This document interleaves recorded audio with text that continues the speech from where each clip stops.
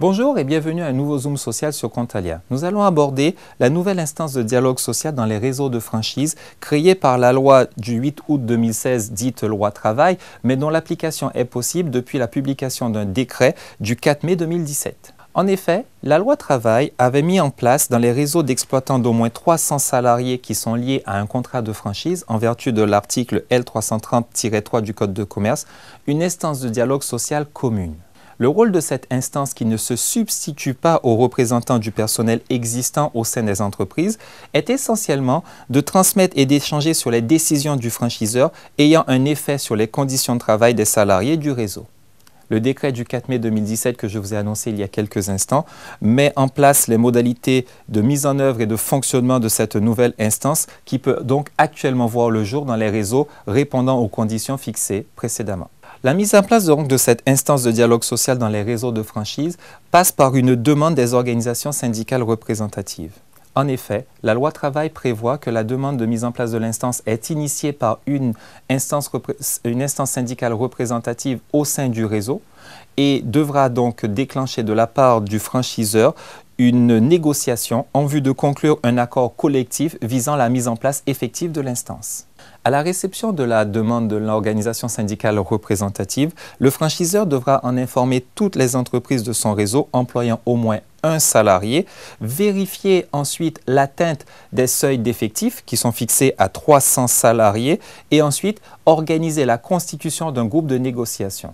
La constitution du groupe de négociation se fait lorsque l'ensemble des conditions sont réunies pour la mise en place de l'instance. En effet, lorsque les conditions sont réunies, principalement le nombre de salariés, la négociation qui devra s'installer dans un délai de 2 mois suivant la notification de la demande du syndicat.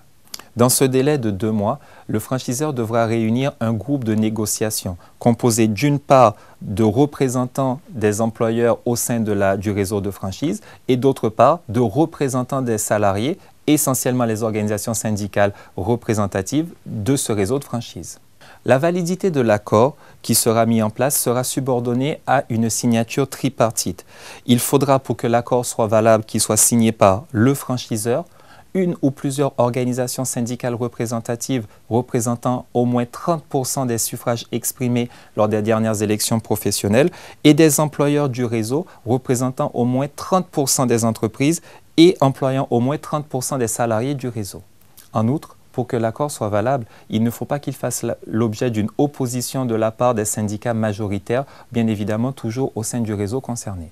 Cet accord qui aura été négocié par les représentants du personnel et les représentants des employeurs devra fixer la composition de l'instance, les règles régissant les modes de désignation de ses membres, la durée de leur mandat bien sûr, la fréquence des réunions, les éventuelles heures de délégation et les moyens qui seront donnés aux membres composant cette instance et également la prise en charge des frais de fonctionnement et des modalités concrètes de fonctionnement de cette instance de dialogue social.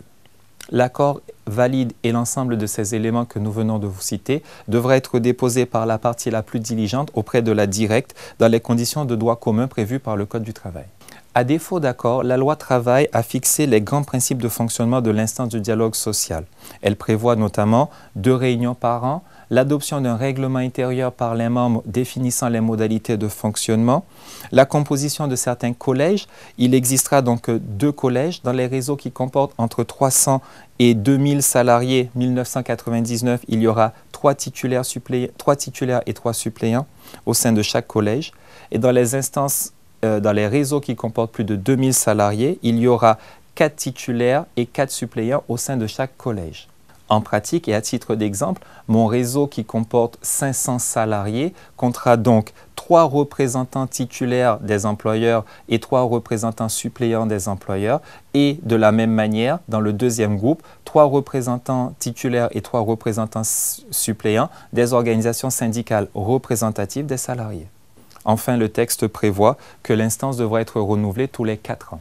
Il nous paraît important de bien préciser que cette instance de dialogue social ne vient pas remplacer les instances représentatives du personnel qui sont éventuellement présentes au sein des entreprises participant à un réseau de franchisés. Comme nous le disions en préambule, il s'agit d'une instance visant à harmoniser les conditions de travail, les modalités d'emploi au sein d'un réseau de franchise. Nous aurons peut-être l'occasion de revenir sur cette instance, notamment une fois qu'elle aura été effectivement mise en œuvre au sein des réseaux de franchise et que nous aurons un peu plus de recul quant aux modalités pratiques de fonctionnement et aux enseignements à tirer par rapport à l'existence de ces... Non, ça me plaît pas ça. Merci de votre attention et je vous dis à très bientôt sur un nouveau Zoom social sur Contalia.